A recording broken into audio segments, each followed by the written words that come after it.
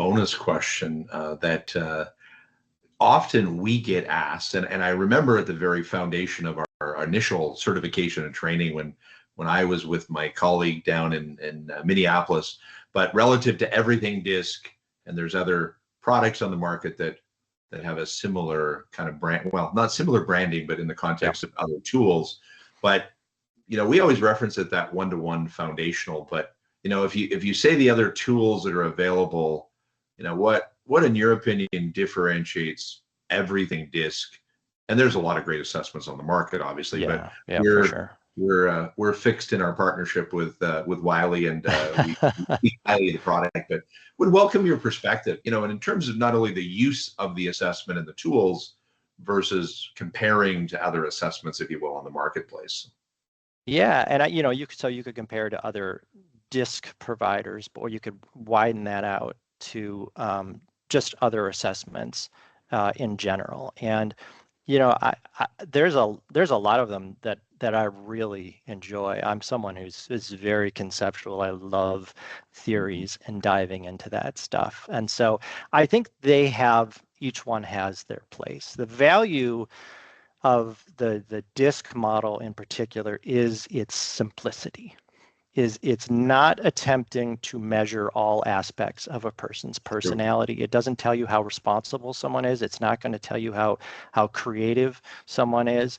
It's just focused on if the most useful way, and you're trying to figure out what style is someone, probably is to use. It's not to say are they DIS and C, is to look at those two dimensions underneath, and those two dimensions are so fundamental to our human nature, our mammal nature. You could read your dog. My dog's got a very clear S style, and so it's very neurological based. Not to say that our nurture doesn't impact that, but that top bottom dimension.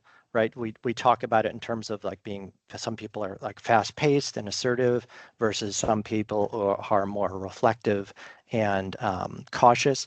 And that active assertive, right, that corresponds to this series of structures in the brain called the behavioral activation system, which is in animals, in humans, it's this system of structures and neural networks in the brain that's activated, that triggers us to go out and seek opportunities and find rewards.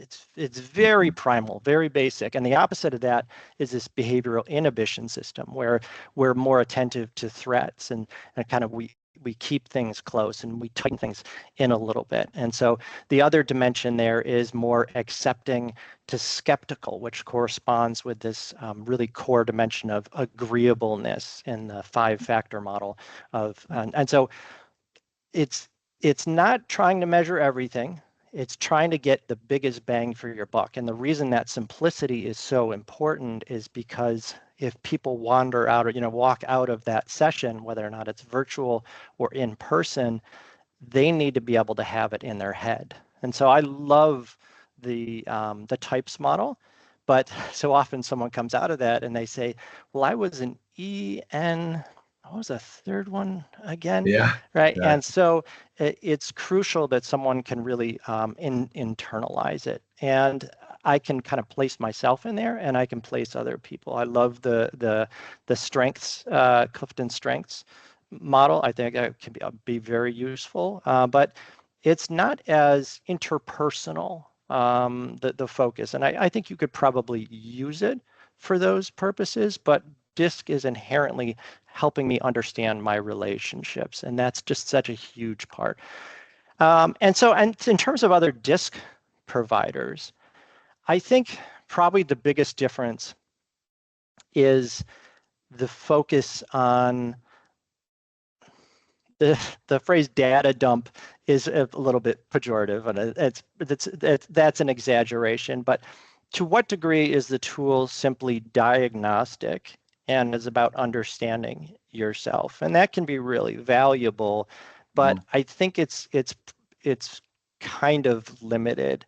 The real trick in developing these products is how can I take that insight and then introduce it in a way that a person is going to use it and apply it. And so there's a real pedagogy, and there's a lot of discipline, a lot of work that we put into testing these things, what works, what doesn't work, what do people get, what don't they get, what resonates with them, what doesn't. And so that's expensive and time consuming, but I think it ultimately pays off in an experience that's much richer for people.